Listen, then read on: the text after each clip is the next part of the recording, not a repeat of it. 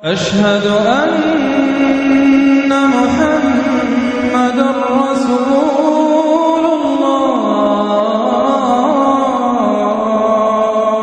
15ویں صدی میں ہم ہیں۔ اب ایک بات میں کہہ رہا ہوں اور وہ میری ذاتی رائے ہے، گمان اندازہ اس میں مجھ سے اختلاف کرنے کا ہر ایک کو حق ہے۔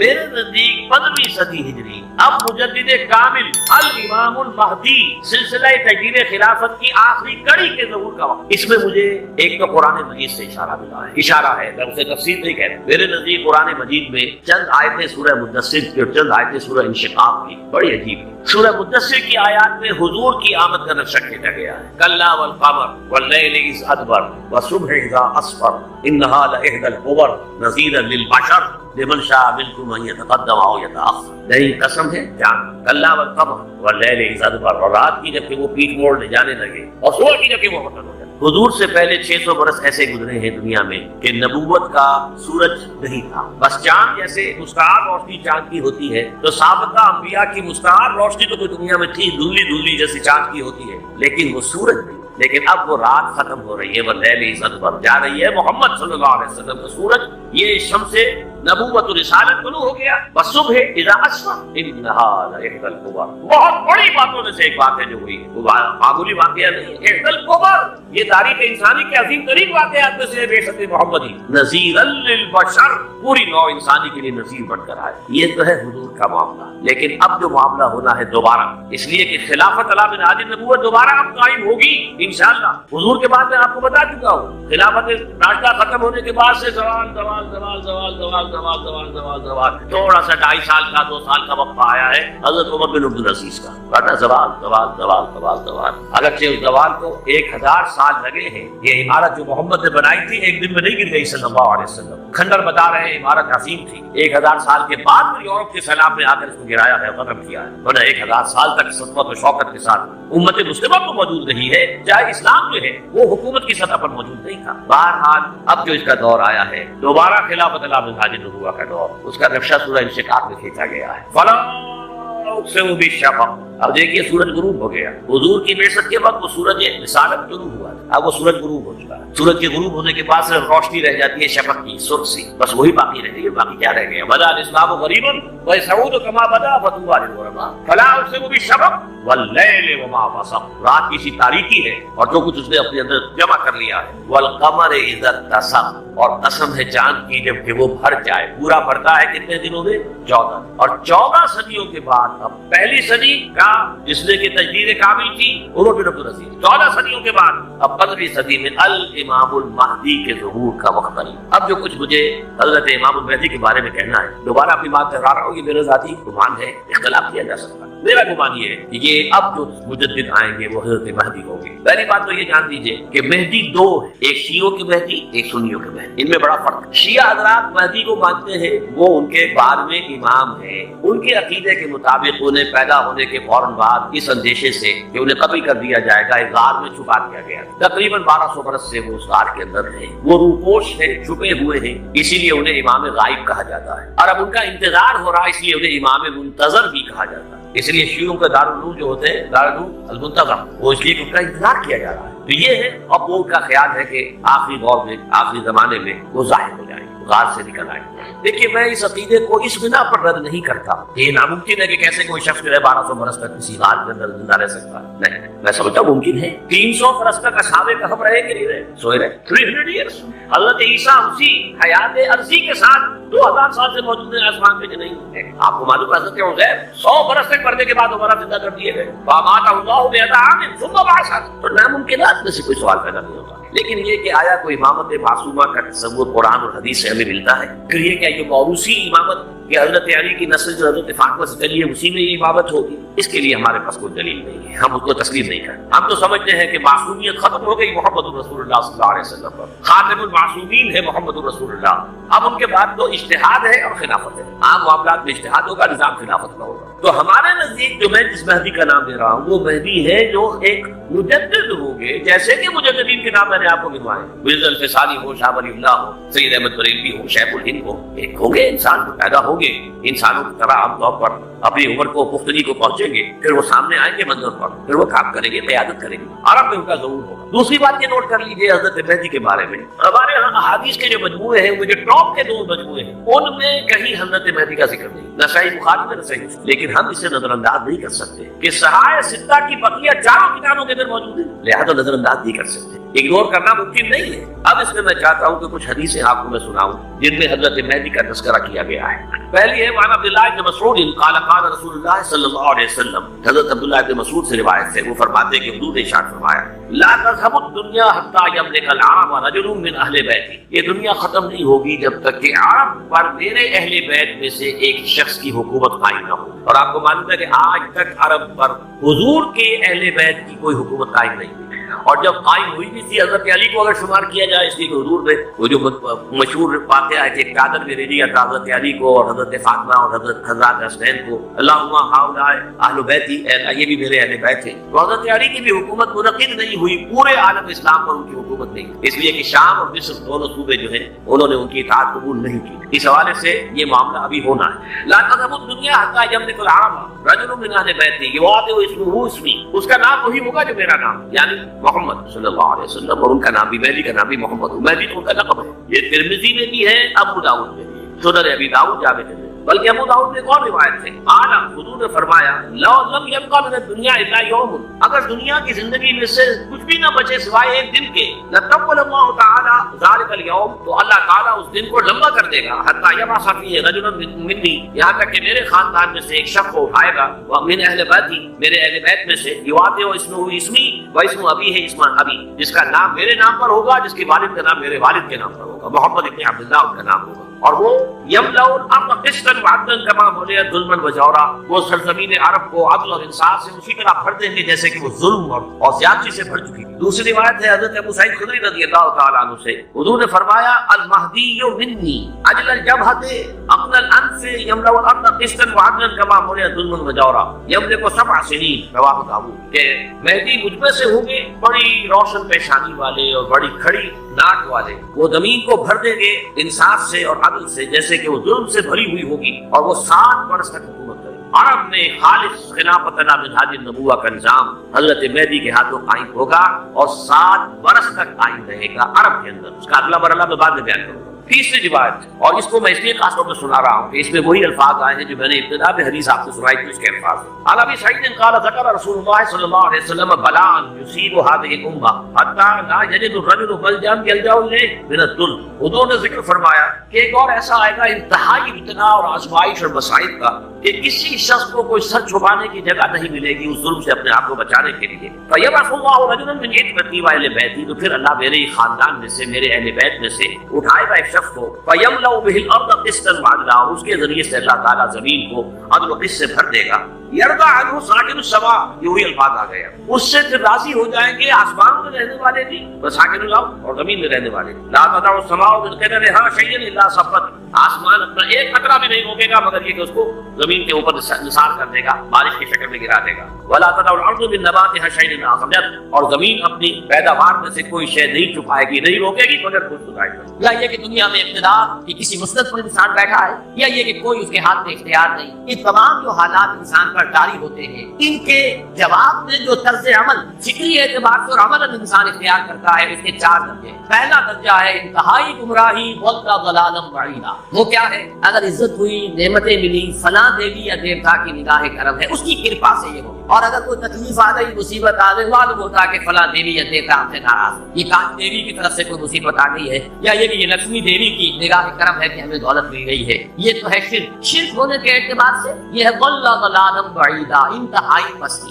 اس پستی سے اوپر آئیں گے تو توحید کی پہلی منزل، عزت بھی اللہ ہے، اگر کوئی تنگی آ گئی، فقر، تکلیف، کوئی ذلت، رسوائی، یہ بھی اللہ کی پستی۔ ایک اعتبار سے تو انسان ہدایت پر آ گیا، بڑی گہرائی تھی اس گندگی کی اور اس خباثت کی جو شرک جس کا نام ہے اس سے انسان نکل آیا نجاست سے. توحید تو ہے لیکن ابھی اس میں اس کی گمراہی کا ایک ایلیمنٹ شامل. اور یہ گمراہی سے جب تک آگے نہیں آئے گا، اوپر نہیں ابھرے گا، اس کا طرز عمل کیا ہوگا؟ ادھر کچھ مل گیا، عزت مل گئی، پورے نہیں سما رہے، اب زمین پر قدم نہیں ٹک رہے، گردن اکڑ رہی، کہیں محرومی ہو گئی، کوئی تکلیف آ گئی، کوئی مشقت فقر آ گیا، اب کچھ کر رہے ہیں. ان دونوں کیفیات میں انسان کا پینڈولم جو ہے وہ ایکسٹریم ہو جائے. یہ کب ہوگا؟ جب کہ انسان یہ سمجھتا ہے کہ اس دنیا میں جو دولت مل گئی یا عزت مل گئی تو یہ گویا کہ بڑی کوئی قابل فخر ہے، اور اگر یہاں پر کوئی تکلیف آ گئی، کوئی مصیبت آ گئی، فقر و فاقہ آ گیا تو یہ گویا کہ بہت ہی اہانت آمیز ہے.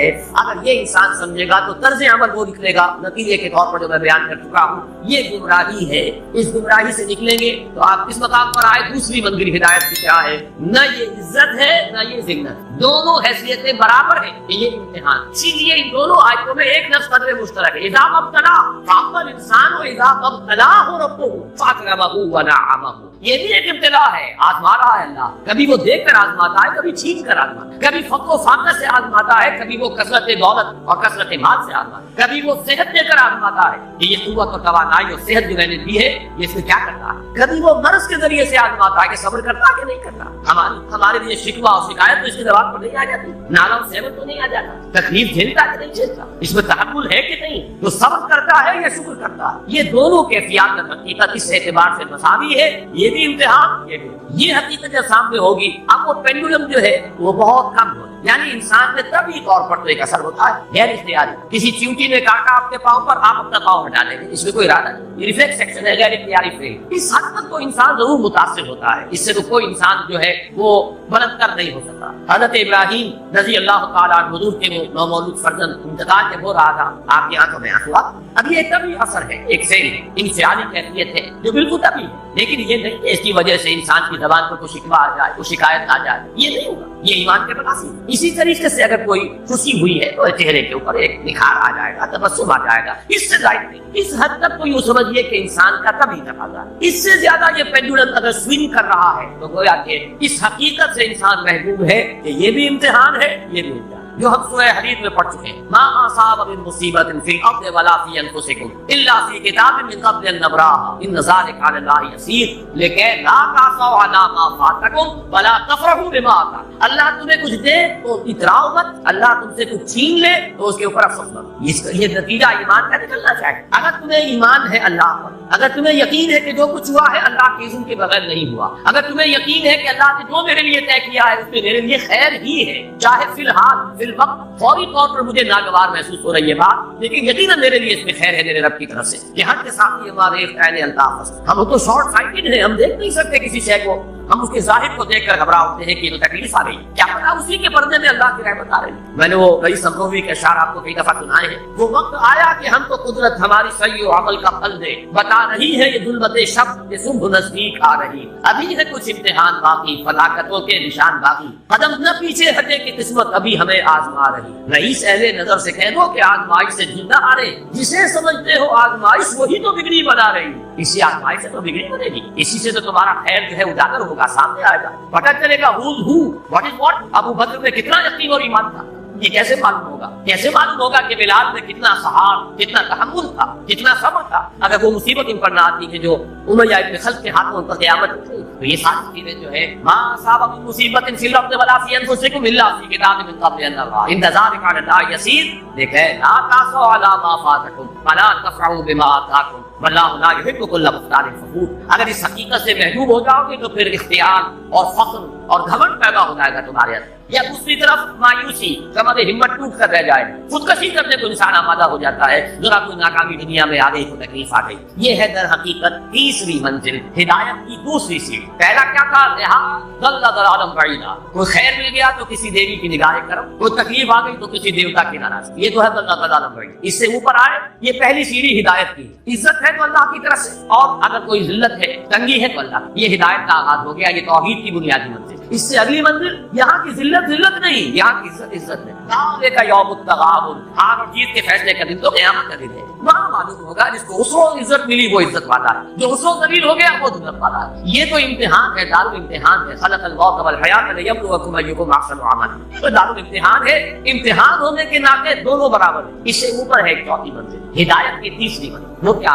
عام طور پر انسان یہ سمجھتا ہے کہ یہ جو آزمائش ہے تنگی کی اور فقر و فاقہ کی، یہ سختر آزمائش ہے، اور نعمتوں کی بارش ہو تو یہ آسان آزمائش۔ یہ بھی ابھی گمراہی کا ایک فرق جو ہے اس کی باقی ہے۔ ابھی ہدایت کا جو کامل جو ہوگا انکشاف وہ کب ہوگا؟ جب انسان اس حقیقت کو جان دے کہ جہاں حسرت ہو دس از دی وے آف ہوپ۔ یہ امت قرآن سے اپنا تعلق اور بیٹھے۔ اور نمبر 2 ہے وہی سرمایہ داری بندہ مومن کا دین، یہ بھی سرمایہ پرست بن چکا، دولت کا پجاری بن چکا۔ یہ میرے لیے وے آف ہوپ، مادہ پرستی، دولت پرستی، سرمایہ پرستی، درد اندوزی، وَإِنَّهُ لِحُبِّ الْخَيْرِ لَشَدِيدٌ، ان دو لعنتوں کے اندر مبتلا ہے۔ جانتا ہوں یہ امت حامل قرآن ہے وہی سرمایہ داری بندہ مومن۔ اور تیسری سب سے تلخ حقیقت، اس کی جو علمی اور روحانی جو رہنمائی کرنے والے لوگ ہیں وہ اندر سے خالی ہے، کھوکھلے۔ جانتا ہوں میں کہ مشرق کی اندھیری رات میں بے ید بیضا ہے پیران حرم کی آسان، علماء ہیں اور صوفیاء ہیں اور پیشوا ہیں اور مسند نشین ہیں اور سب کچھ ہے، لیکن کسی کے داستین میں وہ موسیٰ والا ید بیضا نہیں، خالی اندر سے۔ اس کا نقشہ ایک حدیث میں آیا ہے جو لرزا دینے والی ہے۔ آج کا نقشہ ہوگا، حضور نے فرمایا یوشک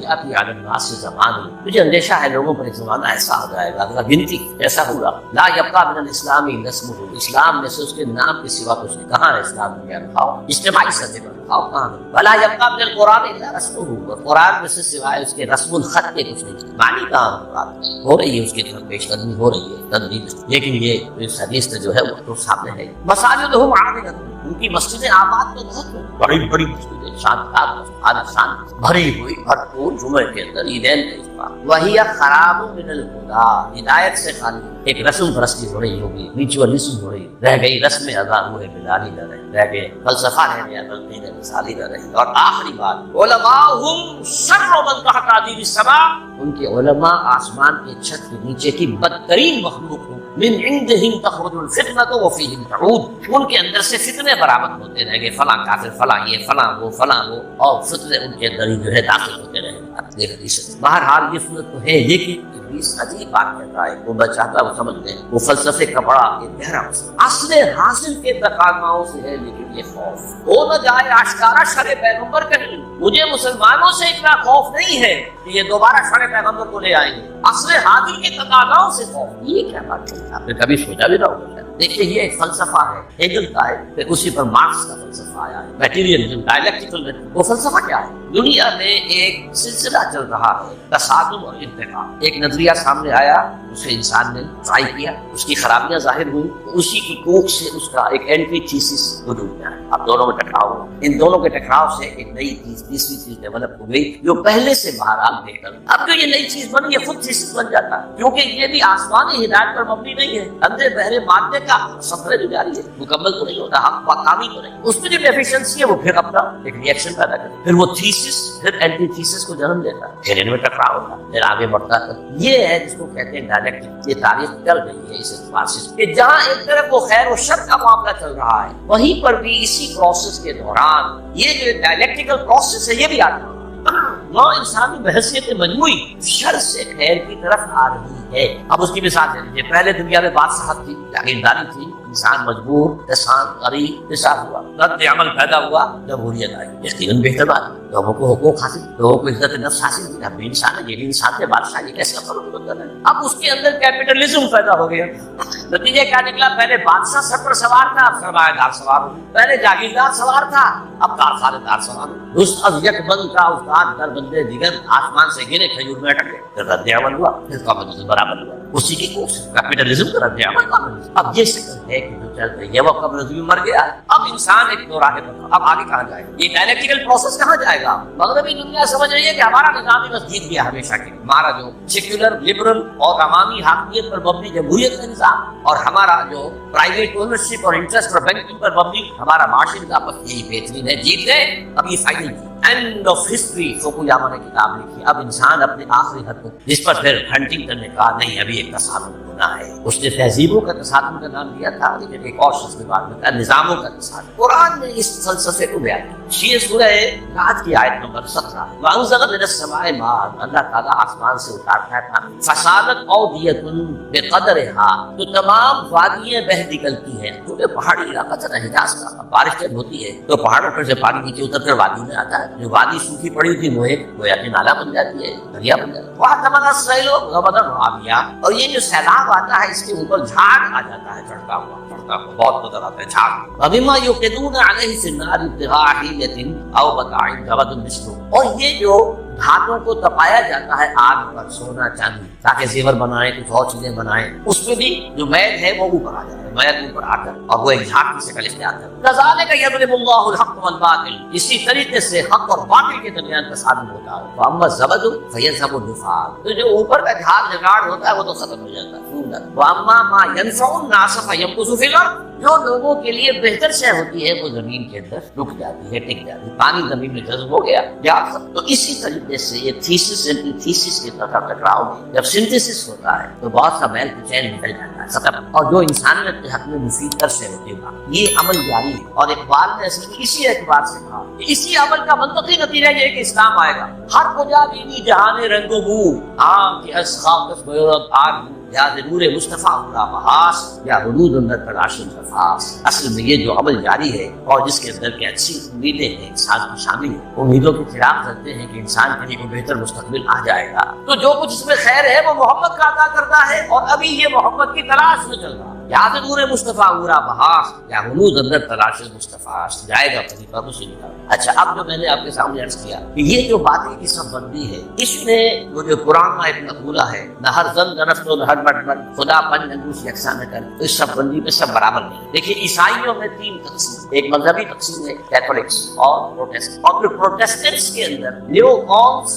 یہ دفعہ آپ پڑھتے ہوں گے، اور ایونجلسٹ آج کل سب سے زیادہ ایک ان کے درمیان اختلاف. Number 2 Catholic. جب ڈال دیجیے کہ یورپ جو ہے مین لینڈ یورپ اس کیتھولک نیئرلی 100%، امریکہ اور برطانیہ یہ ہے پروٹیسٹ. پھر ان کے اندر یہ تقسیم ہے، کچھ لوگ مذہبی ہیں، کچھ سیکولر ہے، جنہیں پرواہ کی نہ کیتھولسزم سے پرواہ ہے بحث ہے، نہ پروٹیسٹنٹزم سے، جیسے ہر جگہ ہوتا ہے ہمارے یہاں بھی ہے. ایسے لوگ بھی ہیں جنہیں کو خاص سروکار کہنے کو وہ شیعہ ہے، وہ شیعہ کیا ہے، کہنے کو سنی ہے، سنی کیا مذہب میں کوئی خاص سروکار ہی نہیں، تو کہاں کی شیعت کہاں کی سنیت. اسی طریقے سے یہودیوں میں تقسیم ہے. ایک یہودی ہے مذہبی پریکٹس، ان کی تصویر اگر کبھی آپ نے اخبارات میں دیکھی، لمبے لمبے ان کے بعد ہوتے ہیں، اور خاص طور پر یہ قلمے جو ہیں یہ ان کو وہ دے کر چھلے بنا کر لٹکا، بہت خوبصورت ہے، کوئی جیکٹ اور بال بڑے بڑے اور سیاہ ہیٹ اور لمبے سیاہ کوٹ. اچکن تو نہیں ہوتی وہ، لیکن یہ کہ کوٹ لمبے ہوتے، یہ یہودی ہے پریکٹس. پھر یہ کہ اگر یہ گھر پر بھی ہوگا تو اس کے سر پر ایک چھوٹی سی ٹوپی ضرور ہوگی، باہر نکلے گا تو ہے چھوٹی سی ٹوپی چپکی ہوئی ہوگی اس کی کھوپڑی کے ساتھ. یہ یہودی ہے پریکٹس. اور ایک سیکولر یہودی جنہیں مذہب سے سروکار ہے، نسل یہودی ہے،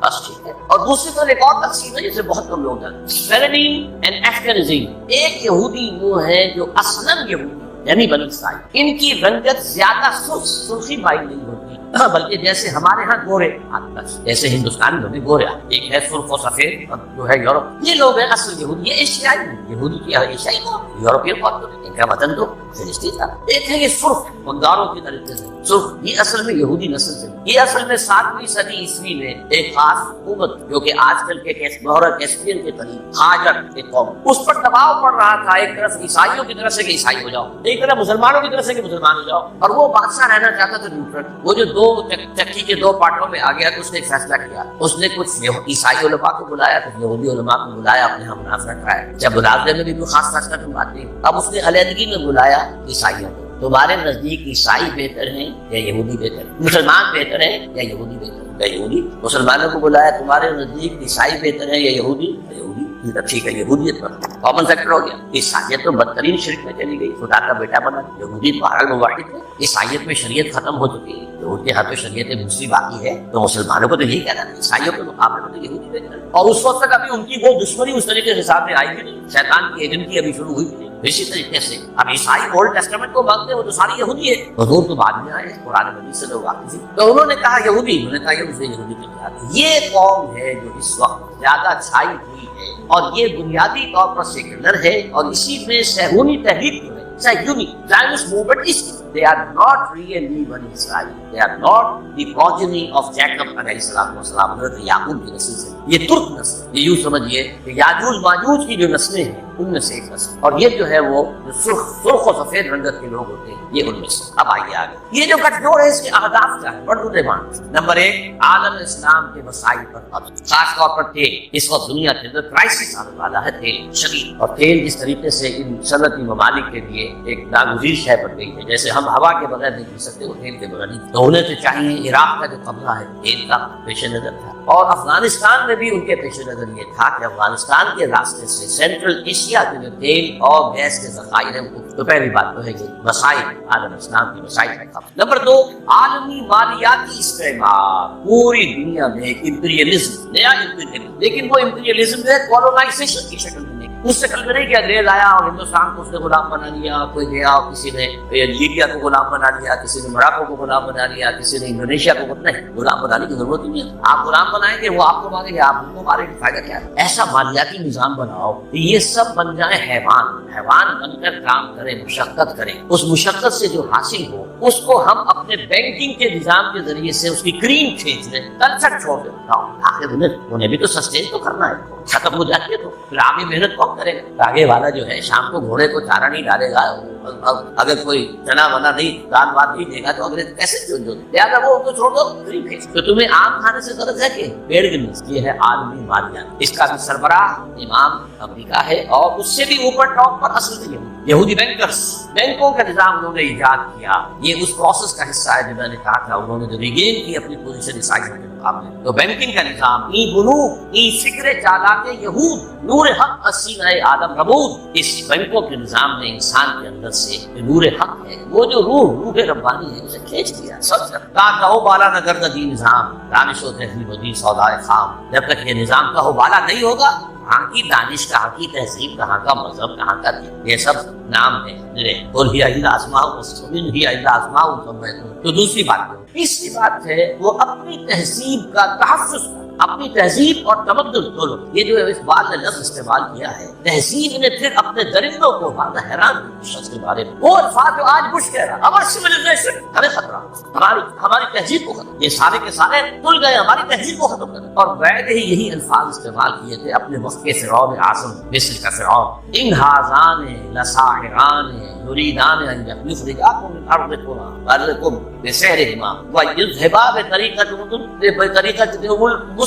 یہ جو موسیٰ اور ہارون آ گئے نا, یہ دو جادوگر ہیں, یہ چاہتے ہیں اپنے جادو کے بل پر تمہیں اپنے ملک سے بے دخل کر دیں اور تمہاری مثالی تہذیب کو ختم کر. ویذھبا بطریقتکم المثلی. آج حقیقت وہ چاہتے ہیں کہ اپنی اس تہذیب اور تمدن کا اور اپنے نظام کا, خاص طور پر مالیاتی نظام, وہ سارا معاملہ جو مالیاتی استحصال کا ہے وہ تو اسی پر تو مبنی ہے. مالیاتی نظام ختم تو ختم, اور وہ اسی لیے عالم اسلام پر اس نظام کو تہذیب جمع تمدن اس کو ٹھوس کرتا ہے. اس کے لیے ڈالر بھی خرچ کر رہے ہیں, ارب خرب. اس کے لیے این جی اوز کی فوجوں کی فوجیں ہیں جو بنا دی. اس کے لیے نہ معلوم کس طریقے سے کیسے ہمارے ہاں کے ٹیلی ویژن چینلز کو خریدا گیا, اور ان کے ذریعے سے جو ہے وہ سارے اپنی ویلیوز کو پروپیگیٹ کر رہے ہیں اور اسلام کے شعائر کی بہتری کر رہے ہیں. سارے بات ہے, پیسہ ان کے پاس, اقتدار ان کے پاس ہے, طاقت ان کے پاس ہے, وہ چاہتے ہیں. اور اب سے کچھ پہلے تک تو ایک معاملہ اور تھا, اب کچھ اور ہو گیا. یہ بھی اب سے کچھ پہلے تک ان کا معاملہ یہ تھا کہ اسلام ایز اے مذہب سے ہماری کوئی دشمنی نہیں, ہم اسلام as a then, political Islam, یہ نظام کی بات جو تم کرتے ہو, یہ خلافت کا نام جو لیتے ہو, یہ ہم پر بات نتھنگ ڈوئنگ. اب ہوتے ہوتے وہ یہاں تک آ گئے ہیں کہ اصل میں تو سارے برائی کے بیج ان کے خیال میں مذہب. اب ان کے جو رائٹرز ہیں, ان کے بڑے بڑے جو لوگ مفکرین ہیں, وہ کہہ رہے ہیں Islam itself, Quran itself, Muhammad himself is evil. Quran evil, Islam evil اور محمد ایول. یہ ایک عظیم جنگ ہے اسلام اور مسلمانوں کے خلاف, اسلامی تہذیب و تمدن کے خلاف. وہ اس میں چاہتے ہیں کہ اسلام کی بہتری کریں. نمبر 4, اسلام کے احیاء کے عمل کو ہر قیمت پر روکنا, میں جہاں بھی سر اٹھائے گا کچل جائے. یہ چوتھا. 5واں, یہ ذرا لمبی سی بات ہے تھوڑی, یہ ہے ایک علاقائی پروگرام. ایک بہت بڑی جنگ ہونی ہو تو ہو اور ہو جائے اور جلد سے جلد. आर्मगेडोन। नतीजे में ग्रेटर इजराइल कायम हो जाए ताकि पूरी दुनिया में जो डायस्पोरा में अभी इसराइली फैले हुए हैं वो आ जाए। मस्जिद अक्सा और गुंबद सफरा गिराए। थर्ड टेंपल हजरत सुलेमान का बनाया हुआ माबद तीसरी मरतबा चालू किया जाए। उसमें हजरत दाऊद का तख्त लाकर रखा है, वो तख्त आज भी मौजूद है। वेस्टमिंस्टर एबे बरतानिया की पार्लियामेंट के साथ जो चर्च है उसमें वो रखा हुआ है। वो एक पत्थर था जिस पर हजरत दाऊद अलैहिस्सलाम को बिठाकर उनकी ताजपोशी की गई थी, वो रहा है, हैकल के अंदर मौजूद रहा। वहां से टाइटस रूमी ले गया सन 70 में उसे, रोम से गया आयरलैंड, आयरलैंड से आया स्कॉटलैंड से आया बरतानिया, अब वो वहां मौजूद है। और बरतानिया में बादशाह मलका की कॉरोनेशन जो होती है उसी पत्थर पर बिठाकर, जब वो आ जाएगा तो ये चीजें तो मुश्तरक है इनके दरमियान। आर्मगेडोन, ग्रेटर इजराइल, तमाम दुनिया से इसराइलियों को लाके आबाद कर देना, और टेंपल ऑफ द माउंट की तामीर और उसके लिए मस्जिद अक्सा और गुंबद सखरा की गिरा देना और थ्रोन ऑफ डेविड ला देना। उसके बाद ईसाइयों के नजदीक हजरत मसीह नाजिल होंगे और उस तख्त पर बैठकर दुनिया पर हुकूमत करेंगे। यहाँ हमारा उनका अकीदा कुछ आकर मिल जाता है। और इस यहूदियों के नजदीक उनका जो मसीहा जिसके वो मुंतज़िर हैं वो आएगा, जिसको हम कहेंगे दज्जाल, अल मसीह दज्जाल, उनका मसीहा झूठा, वो आकर बैठेगा और वो दुनिया में। ये है इनके अहदाफ। अब देखिए मैं थोड़ी थोड़ी तफसील आपको बता दूं। इसके बाद कैथोलिक ये चाहते हैं कि फिलिस्तीन में कैथोलिक रियासत आए, यहाँ फर्क है। यहूदी चाहते हैं कि इस्राएली रियासत। अच्छा, कैथोलिक्स और यूरोपियंस इतने ज्यादा प्रो यहूदी नहीं है जितने कि प्रोटेस्टेंट्स और इवेंजलिस्ट और नेओकॉन्स हैं बरतानिया और अमेरिका। इनमें थोड़ा थोड़ा फर्क हुए इस एतबार से। अब यही वजह देखिए किस तरह जमीन व आसमान का फर्क हुआ। इराक की जंग के लिए कोई बड़ा कोलिशन नहीं बन सका, America had to go hello, बरतानिया ने कुछ थोड़ा सा जो है वो ऑस्ट्रेलिया वगैरह में साथ दे दिया, बाकी ये जर्मनी, फ्रांस, स्पेन किसी के साथ नहीं। इसलिए कि वहां का मामला क्या था, इराक में असल में दो चीजें थी, तेल, उसका सारा ताल्लुक अमेरिका से था, और नंबर 2 इसराइल की प्रोटेक्शन, जिससे यूरोप के जो ईसाई हैं उन्हें बहुत ज्यादा दिलचस्पी नहीं, वो इस तरीके से उनके गुलाम नहीं है, बेदाम जैसे के प्रोटेस्टेंट शामिल हो। क्यों, समझने की बात है। क्या वजह? यही वजह है, आपने देखा जब पहली जंग हुई थी खलीजी, जब खत्म हुई है तो जनरल शॉर्ट जो था, शॉर्ट उसने साफ कह दिया था, we fought this war for the defence of Israel. और अब जैसे ही इस जंग के अंदर जैसे ही फाल और बगदाद हुआ, शेरोन ने बदमाश ने कह दिया था कि अनकरीब इराक पर हमारा कब्जा। इससे अंदाजा हो जाता आपको कि ये जंग क्या थी, क्योंकि इस जंग के हदफ ये दो थे। लिहाजा यूरोप ये समझने की बात है क्या हो रहा है, क्यों हो रहा है, किस लिए हो रहा है। अफगानिस्तान का मामला इसके बरक्स है, वहां इस्लाम ने सर उभारा था, उसे गिरफ्त करना, ये सबके नजदीक मुत्तफक है। तारीख इंसानी की अजीम तरीन कोलिशन बनी, अजीम तरीन। उसके लिए अपने यहाँ की राय आमा को अफवाह करने के लिए अपने ट्विन टावर खुद गिराए बदमाशों ने, ताकि गैर और गजब पैदा हो जाए अमरीकी कौम के अंदर, और वो हर तरह की हमारी दौलत जो है सेंक्शन करने को तैयार हो जाए। जंग के देसी कटर्स आ गए, सब कुछ आ गए, अब वहां आकर पंजे गाड़ दिए गए। और वहां आपको मालूम है नेटो की फौजी बैठी, अमरीका कम है, नेटो ज्यादा। इसलिए कि मैं ये समझता हूँ कि इनके इल्म अहादीस नबवियाँ हैं, ये जाहिल नहीं। एक हदीस ये है कि जब आखिरी मुकाबला होगा, हजरत ईसा और उनके साथ अहले ईमान शामिल होंगे और यहूदियों के माबैन, तो कोई दरख्त कोई पत्थर यहूदी को फला नहीं देगा, बल्कि कहेगा है मुसलमान है भाई, ये यहूदी मेरे पीछे छुपा हुआ है, इसको आगे कत्ल कर दो। सिवाय गरकद के एक दरख्त है वो यहूदियों का हमदर्द, और अब गरकद ही सबसे बड़े पैमाने पर इसराइल में काट दिया गया। नंबर 2 ये हदीस है कि खुरासान के इलाके से फौजी आएगी जो दज्जाल का मुकाबला करेगी हजरत मसीह अलैहिस्सलाम के साथ होकर, और वो सिया झंडे लेकर आएगी और उनका रुख कोई मोड़ नहीं सकेगा। डॉक्टर इसरार अहमद की और वीडियोस देखने के लिए रहनुमाए नेक वे को सब्सक्राइब करें। शुक्रिया।